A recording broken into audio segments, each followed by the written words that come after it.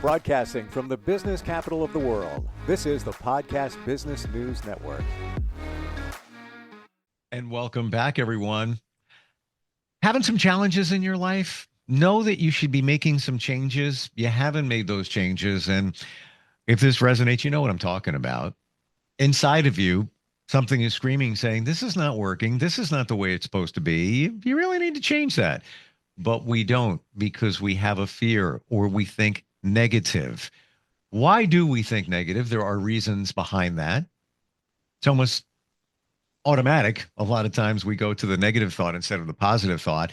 And how do we make that change? What's the process for making a change that we know needs to take place in order to move our lives forward? We're going to talk about that today, something that she helps many with. And a lot of this comes from her book, which is called Love Yourself, Love Your Life. Dr. Ann Creekmore, psychologist, is back with us today. How are you?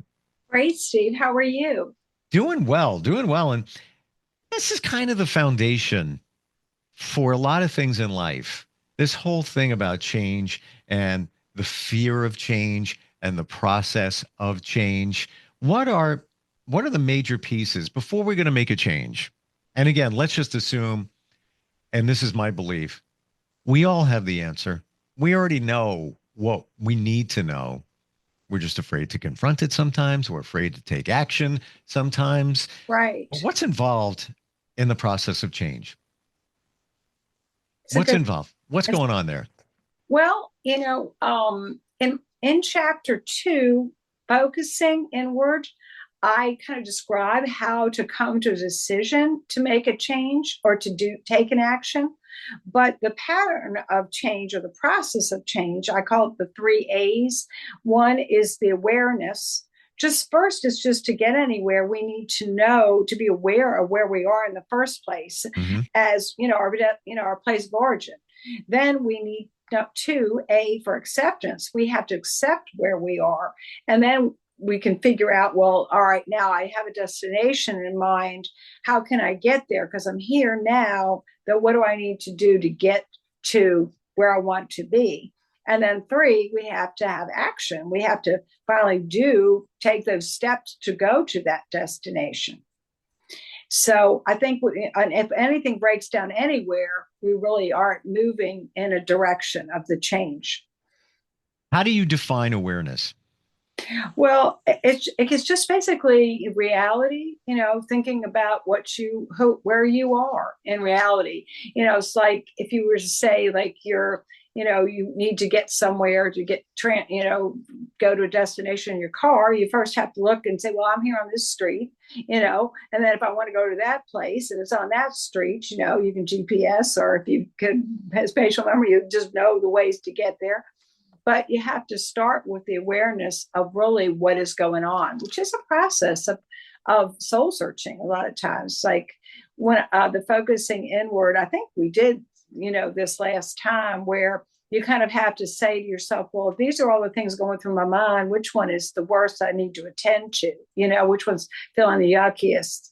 And then you have to ask, well, what am I feeling and what's really bothering about it? That's kind of your awareness of your situation, what you're going through internally, not just reacting kind of impulsively on something that might not even be what's really bothering you.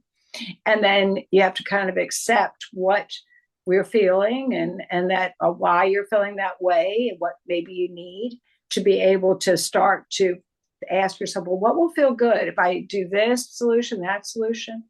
And then one that feels right without feeling guilty or anxious, then you have to do the 3rd step. You got to actually carry it out, right? Ideas are funny little things.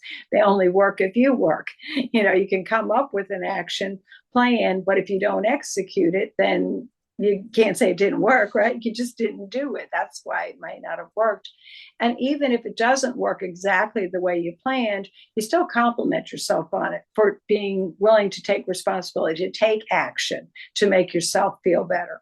And usually just the thought of taking the action, makes you feel better in the first place. So would you say with those 3 words, awareness, acceptance, and action, that it would be impactful to write the 3 words down and your feelings connected to them, or, the Yeah, action when you get to the action part. What right. action you're thinking of taking?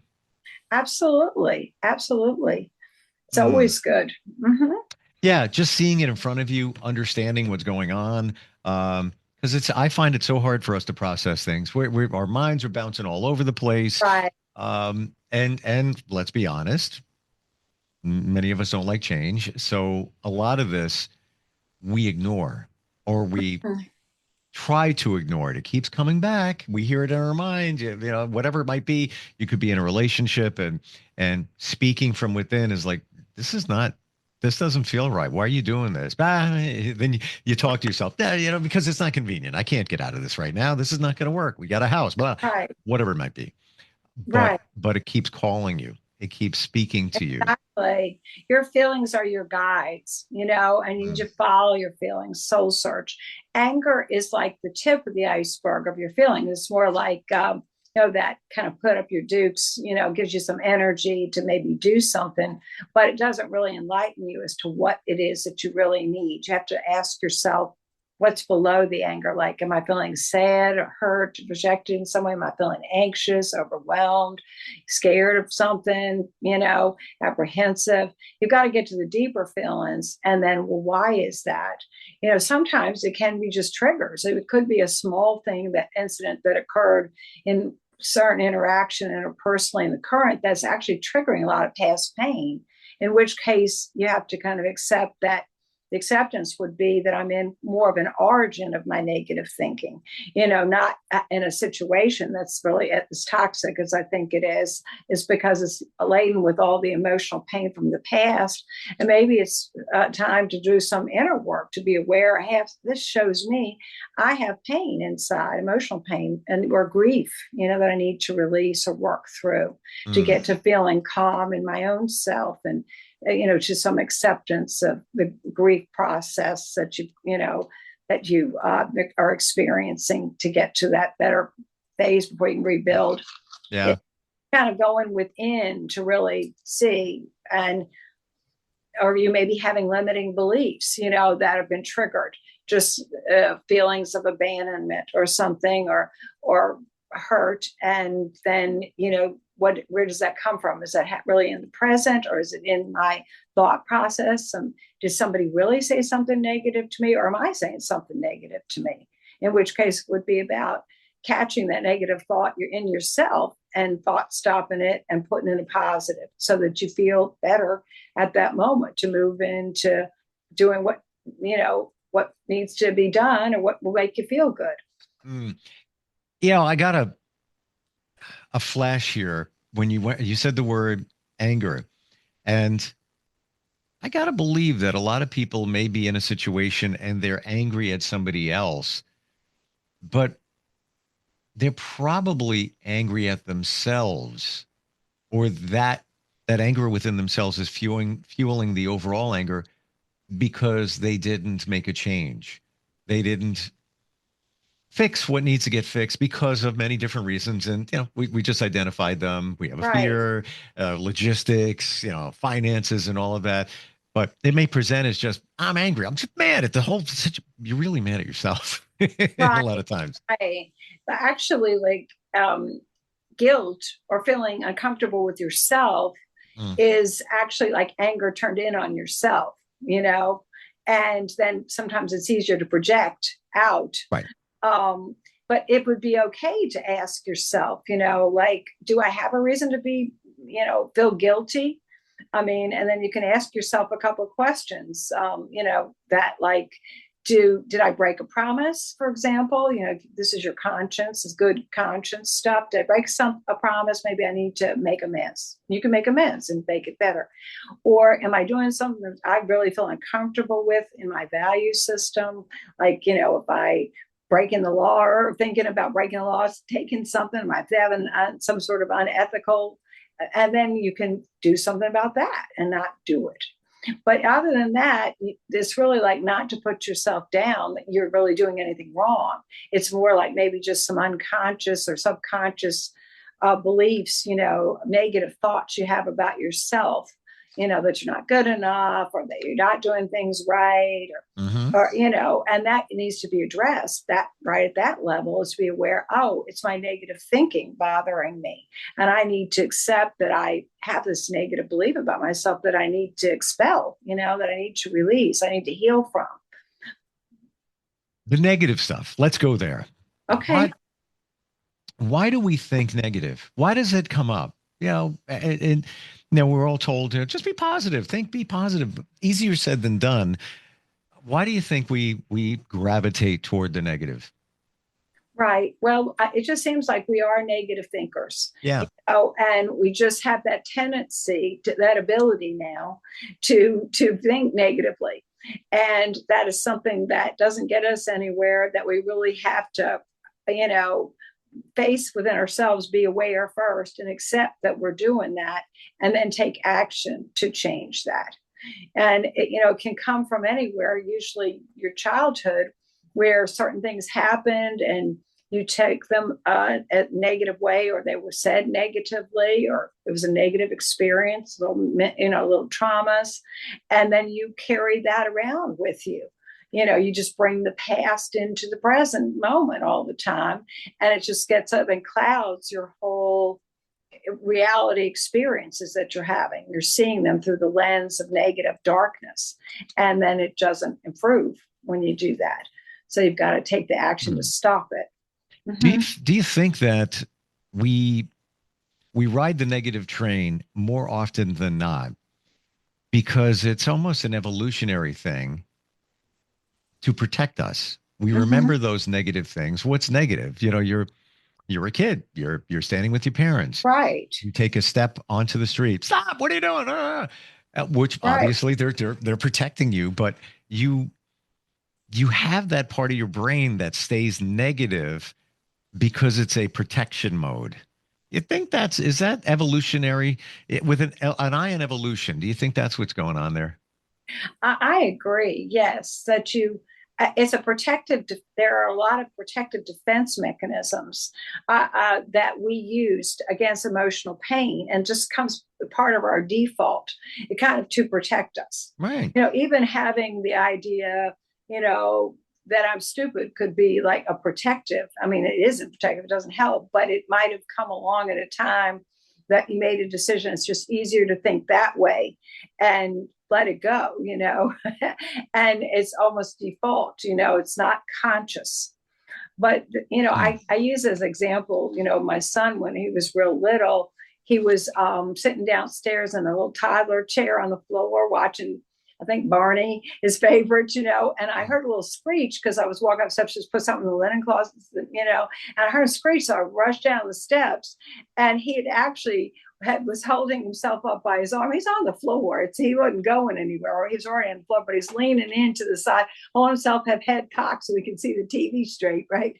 Beginning of a soft addiction, right? Funny. But he had just held himself in this funny position, and of course I saw him, and I just popped his little seat back up, and he was fine, the whole time. But what happens when we do that as children internally in our psychological invisible state? A parent can't see when we've made this sort of correction that makes us tolerate a pain or a situation we're in emotionally, and there's nothing, they can't see it, and it feels fine to the child. It felt much better than falling on his head, right? His house like this, I still watch. So we have all these inner corrections we do invisibly, psychologically. These are all our defense mechanisms that help us stay, and relieve our pain at the moment. But we have to go to therapy really to uncover them and to release them, because they're really often getting in our way. I mean, it'd be uncomfortable to be spending life with your head holding on your arm and your head cocked. It's kind of silly looking, and we wouldn't do it. But internally, that's kind of what we do, really. And so we've got to get at our defense mechanisms and then release them. Slight digression. We must have a child of the same age, because the Barney thing, remember it vividly. And my daughter used to sit in a little bouncy seat, put her in front of the TV, right, and would watch Barney. Everything's great until the closing song where they sing, I love you, you love, Uh-huh. Uh-huh. and right away she would start crying because she knows the show is over. And I'd come Oh, running and I'd hit oh. that back then VCR. I'd hit it, hit rewind, get back in there. That's funny. Um, but Oh, that's I cute. I have this theory. I want to test it out on you. Sure. Mhm. Your earliest memory. Think back. And we're talking about kids, so that's what sparked this. Think back to your earliest memory as far as you can go, Mhm. whatever age it is. Mhm. Is it a negative memory? Think hard. First Uh, one. no, no. Interesting. And early memories do mean things for people. I mean, they do affect you, and they're important in understanding the person. But how about you? What would you say? You're such a psychologist. You flip it around to me. It's I have this thought. If you can go back to the first memory, many times it's negative because you remember the negative ones to protect you, going back to what we were talking about before. And when Uh-huh. I think back, as far as I can go, they're negative. Oh, And they're, the things like, I guess I was 3 and I was waving bye bye, standing on a uh-huh. radiator, waving bye bye. I think it was to my Right. aunt. And whoop, I fell, hit my head, cracked it Oh open. no. My mom, I remember her freaking out. Then it was another situation in that same, living in the same place. So I must have been around 3. And, the positive memory is, wow, I went to a pool, I had a great time. But then comes in the negative. I got a brutal sunburn that I even Ooh, remember like bubbles, off my skin. It was ooh. that bad, like blisters. Um, Mm. I don't know if there's some, if there's a reason why I don't want to remember negative memories, but that's the ones that come up. That's what I get. I don't know. I don't know if that's a Uh-huh. protection thing. Yes. Well, I know in the Landmark Forum, they kind of, which is a motivational, educational, kind of getting at your 19 distinctions, they call them your defaults in your system.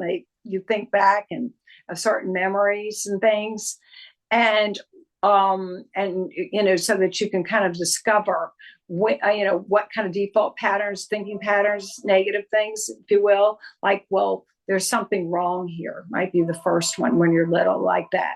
There is something wrong here.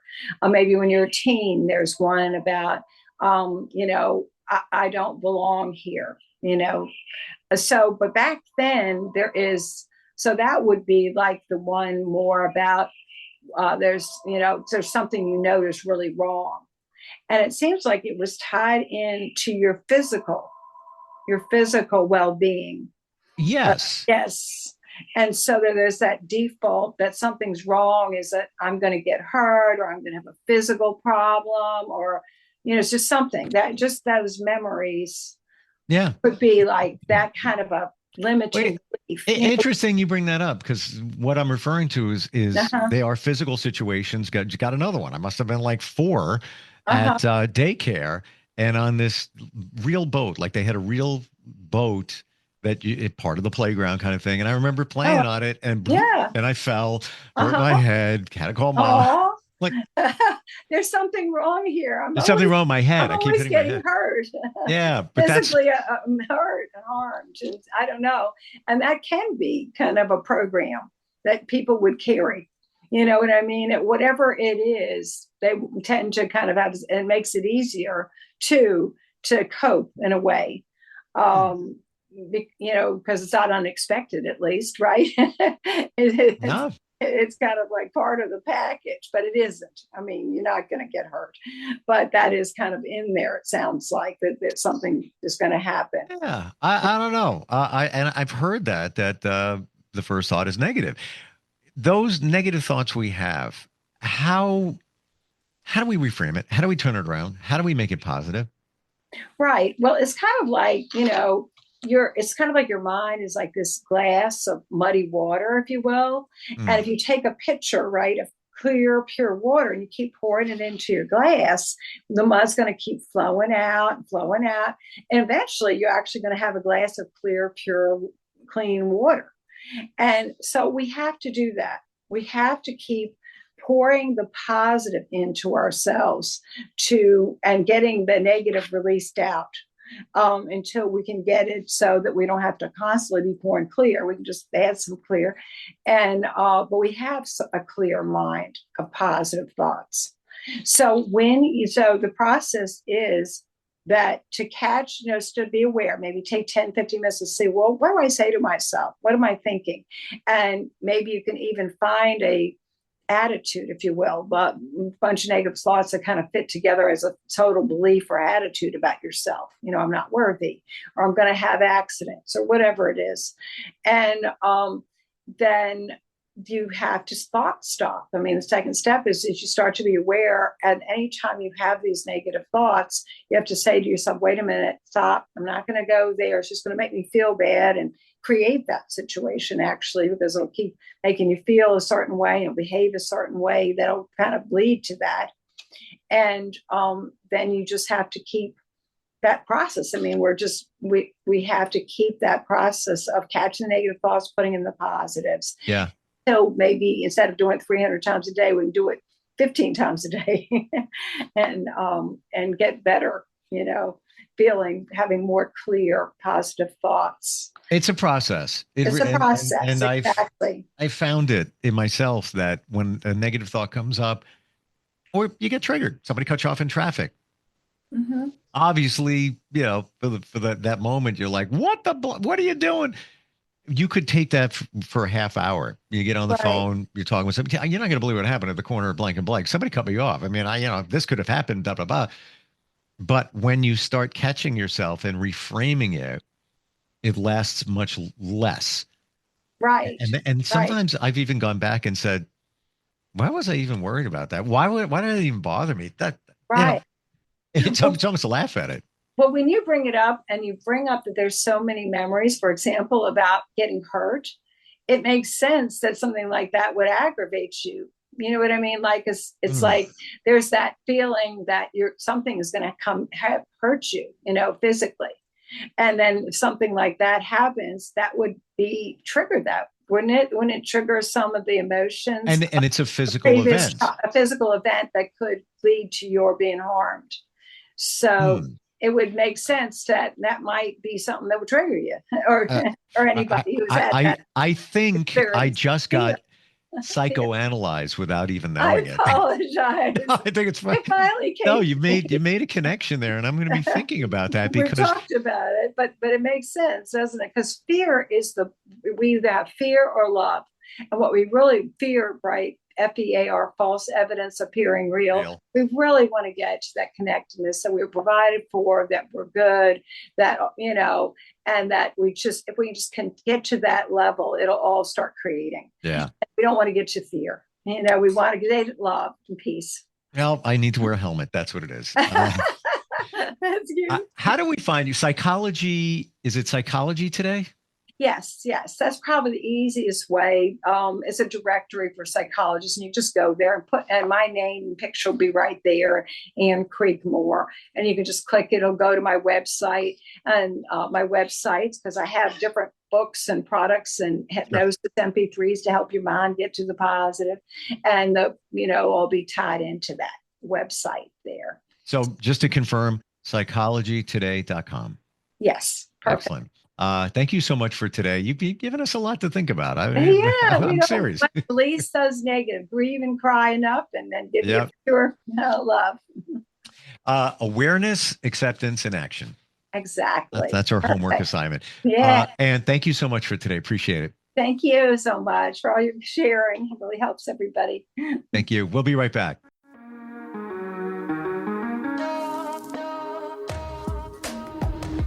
Broadcasting from the business capital of the world, this is the Podcast Business News Network.